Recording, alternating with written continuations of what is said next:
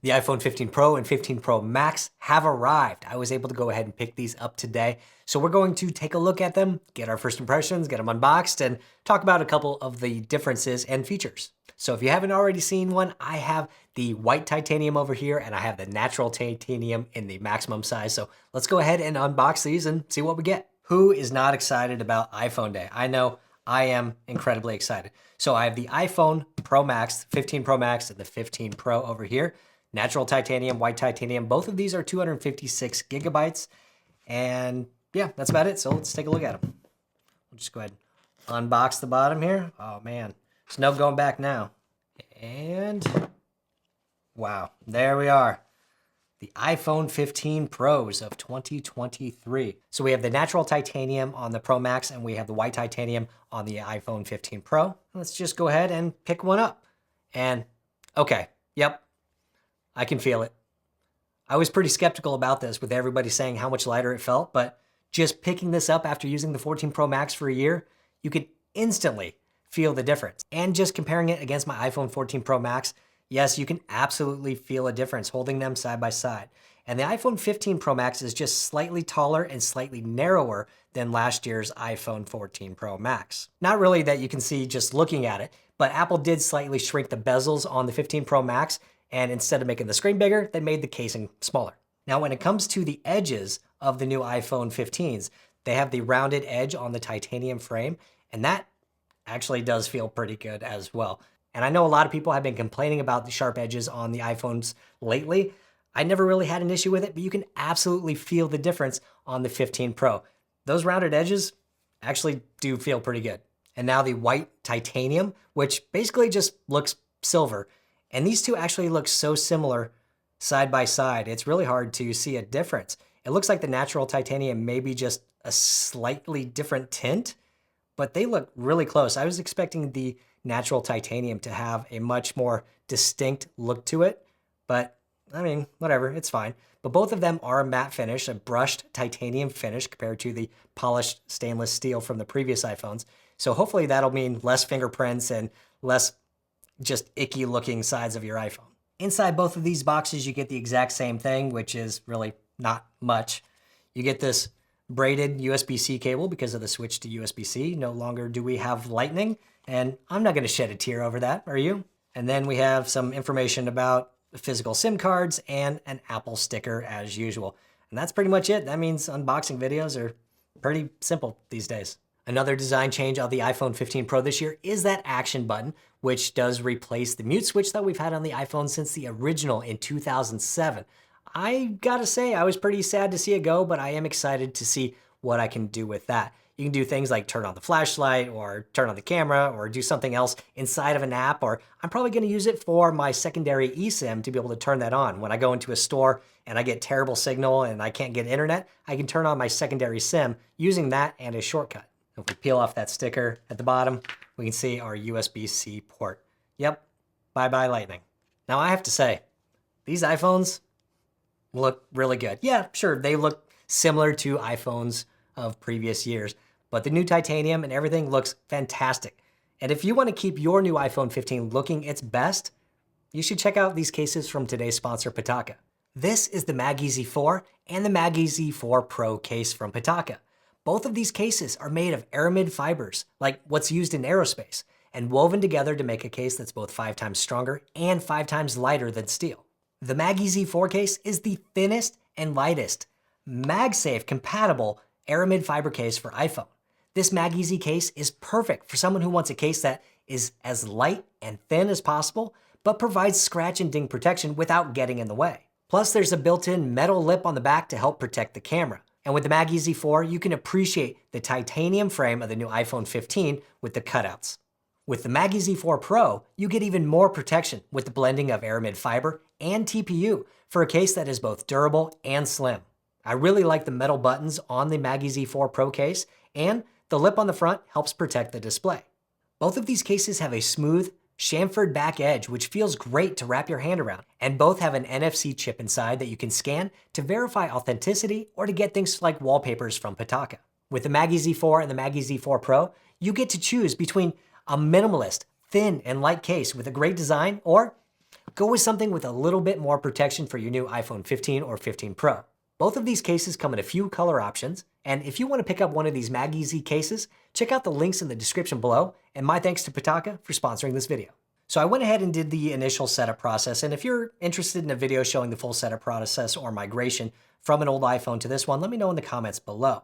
But a lot of the changes for the iPhones this year are actually inside or in the software. Of course, there's the new chip inside the A17 Pro, which benchmarks so far is showing marginal increases over the last year's A16. And when it comes to the hardware ray tracing, we'll have to see what happens when games end up supporting that later this year. When you first set up your iPhone, you do get this option to configure the action button. By default, it's set to silent mode, which means you turn on and off silent mode by holding it. You can also go ahead and set it to open the camera or switch to a focus mode or turn on the flashlight or some other things like run a shortcut. Now, whatever you select here doesn't really matter. You can just go into settings and action button and change it later. And since the biggest changes of the iPhone are really related to the camera, I'm just going to select camera for now. So we'll select camera and we should be good to go.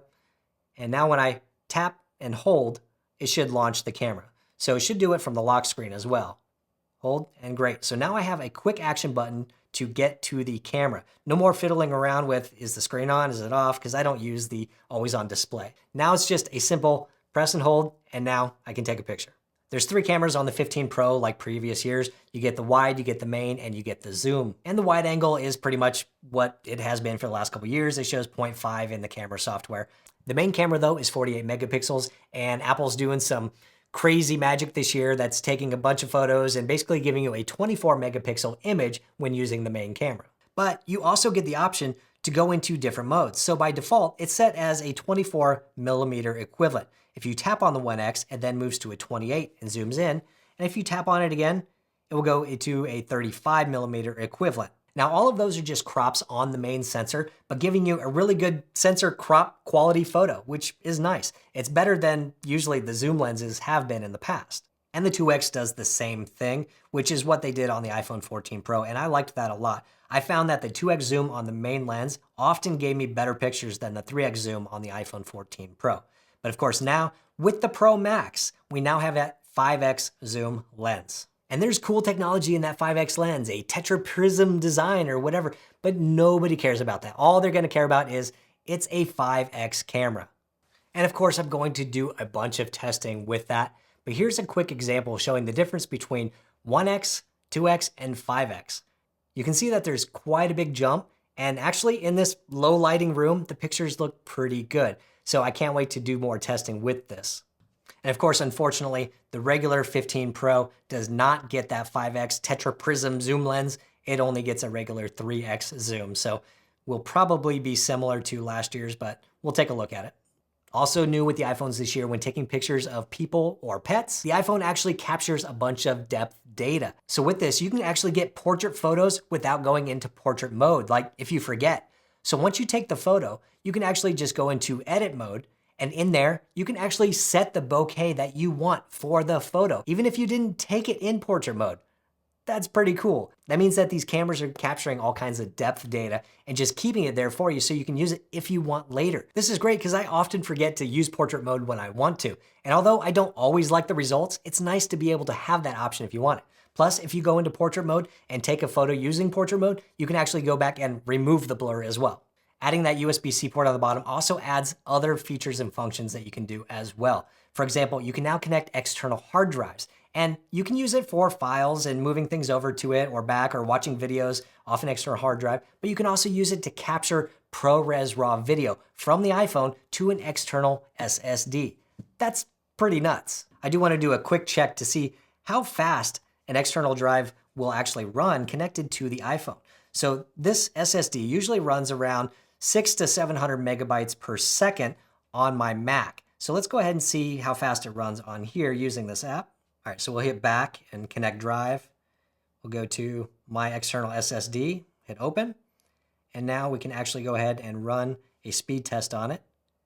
And wow, this is showing over 1,000 megabytes per second, and this is showing 623 megabytes per second read. Let's go ahead and change that setting to, let's say, a 1 gigabyte file, and we'll run it again.